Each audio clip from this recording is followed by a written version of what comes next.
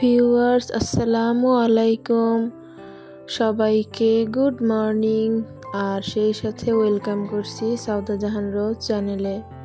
তো সবাই কেমন আছো? আশা করি আল্লাহর রহমতে ভালো আছো। জি আলহামদুলিল্লাহ, আমিও ভালো আছি। আশা রাখছি আমার আজকের ভিডিওটি তোমাদের সবার খুব ভালো লাগবে। যদি ভিডিওটি ভালো লেগে থাকে তাহলে বলবো প্লিজ অবশ্যই একটি লাইক দিয়ে যাবে। তো এই তো সকাল সকাল ঘুম থেকে উঠে একদম চলে গেলাম সোজা কিচেনে সবার জন্য নাস্তা বানাতে।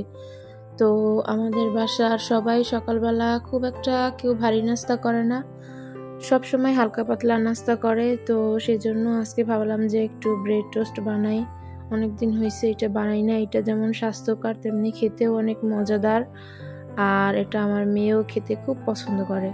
তো প্রথমেই আমি এই যে পাউরুটিগুলো 2 টুকরা করে নিলাম, আর এরপরে পেঁয়াজ, কাঁচামরিচ আর সাথে একটু ম্যাগি মশলা আর 2টো ডিম দিয়ে এটাকে খুব ভালো মতো একটু মিক্স করে নেব।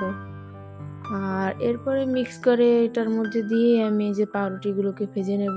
আর এই নাস্তাটা আমাদের খেতে প্রচুর ভালো লাগে সবারই বাসার। তো ভাবলাম যে আজকে সকালটা এটা দিয়েই শুরু করি।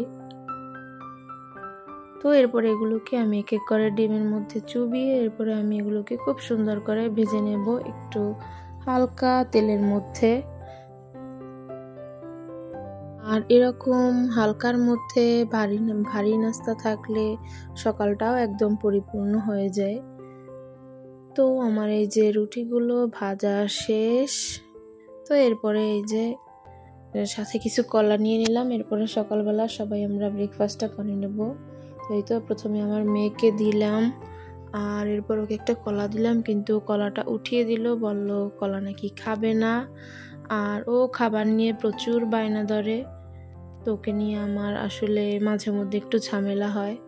তো এরপরে এই যে আমরা এদিকে সবাই নাস্তাটা খেয়ে নিলাম।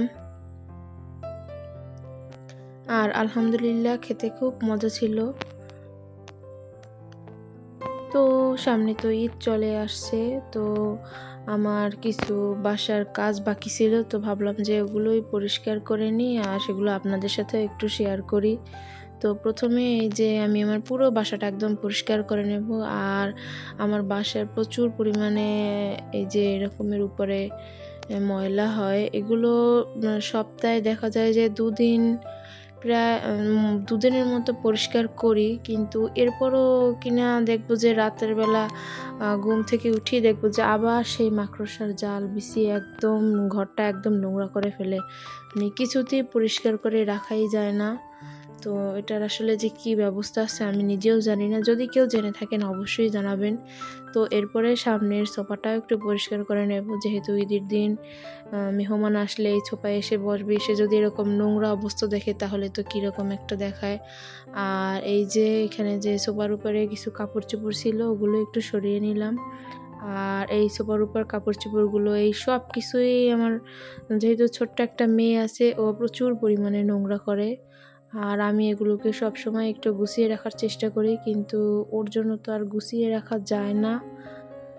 তো এরপরে এটুকু একটু পরিষ্কার করে নিলাম। আর এরপরে দেখলাম যে প্রচুর পরিমাণে ময়লা হয়েছিল, আর যেহেতু উপরের ময়লাগুলো পরিষ্কার করে নিচ্ছিলাম তো সেগুলোই নিচে পড়েছে। তো ওগুলোই একটু সুন্দর করে ঝাড়ু দিয়ে নেব। আর সামনের রুমটা যদি একটু পরিপাটি বা পরিষ্কার না থাকে তখন কিন্তু দেখতেও খুব একটা ভালো লাগে না। আর বাসার সব থেকে মেইন যে রুম ওইটা কিন্তু ড্রয়িং রুম। এই ড্রয়িং রুমটা যদি অপরিষ্কার থাকে আর একজন মানুষ যদি ভিতরে ঢুকে দেখে এই অবস্থা, তাহলে তো খুবই একটা বাজে অবস্থা থাকে। কিন্তু ওই যে আমার মেয়ের জন্য একদমই পারি না, ও প্রচুর নোংরা করে রাখে। তো ছোট মানুষ কি বা করার আছে। তো এরপরে এই যে আমি এদিকে সেই ড্রয়িং রুমটা একটু ভালো মতো পরিষ্কার করে নিলাম। আর মোটামুটি অন্য রুমের কাজ বাজ সেরে অফ ক্যামেরায় এরপরে চলে আসলাম একটু নিজের রুমটা পরিষ্কার করতে। তো এরপরে প্রথমে একটু বিছানাটা ঝেড়ে নিলাম, আর এরপরে রুমটা একটু ভালো মতো মুছে নেব। আর অনেক দিনই হলো রুম মুছা হয় না। তো ভাবলাম যে আজকে একটু রুমটা মুছে নিই, কেননা পরের দিন তো কোরবানি চলে আসবে। তো ওই দিন তো আর এগুলো মোছামুছির কোনো টাইমই পাবো না। তখন তো প্রচুর পরিমাণে কাজে ব্যস্ত থাকবো, তো সেই জন্য ভাবলাম যে আগে একটু মুছে নেই। তো এই যে সকালের নাস্তা টাস্তা করি, আমি ঘরটা একটু ভালো মতো পরিষ্কার করে নিলাম। আর সেই সাথে আপনাদেরকেও একটু দেখিয়ে দেই যে আমাদের মামের কিছু শপিং এখানে ছিল। তো এই যে এখানে মেয়ের জন্য দুটো ফ্রক কিনে নিয়েছিলাম। আর কোরবানির ঈদে খুব একটা বেশি কিছু কিনিনি, যেহেতু ওর ঈদে প্রচুর অনেকগুলো ড্রেস হয়েছে। তো ভাবলাম যে কোরবানিতে খুব বেশি একটা নিব না, ওই দুইটো ড্রেস নিছি। আর এই যে আমার জন্য একটা 3 পিস নিছি বাসায় পরার জন্য, আমি নিতে চাইনি, তারপরও সাউদার বাবা জোর করলো একটা নেওয়ার জন্য। তো এরপরে ওই যে নিলাম। তো এই তো আমাদের মামের মার্কেট। আর আমি এখানে ছোট্ট একটা মাটির পাতিল নিছি, ভাবলাম যে এই ঈদে আমি ওইটাই দধি বানাবো, আর সেই কোরবানির গরুর গোশত খাবো আর দধি খাবো, এই জন্য শখ করে মাটির পাতিলটা কিনেছি। তো সব কাজ বাজ সেরে এরপরে যে অফ ক্যামেরায় মাছগুলো খুব সুন্দর মতো ধুয়ে নিয়েছি, পেঁয়াজ কেটে নিয়েছি। তারপরে এই যে এখানে কিছু হাইব্রিড করলা ছিল, ওই করলাগুলোও বড় বড় করে কেটে নিয়েছি। আর এই করলাগুলো আমি তেলে একদম ভালো মতো ভেজে নেব। আর দেখা যায় যে এই করলাগুলো যদি কুচি কুচি করে ভেজে দিই তাহলে কেমন যেন ভর্তা ভর্তা হয়, সেই জন্য ভাবলাম যে আজকে এগুলোকে বড় বড় করে একদম বেগুনের মতো করে তেলে ভেজে নেব। আর এখানে ছিল কিছু শিং মাছ।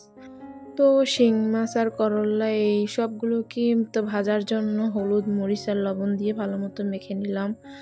তো এই তো অফ ক্যামেরায় মাছগুলো ভেজে নিলাম, আর ওইদিকে আমি মাছের মশলাটা কষালাম। আর মাছটাও একদম এই যে হয়ে আসছে আমার।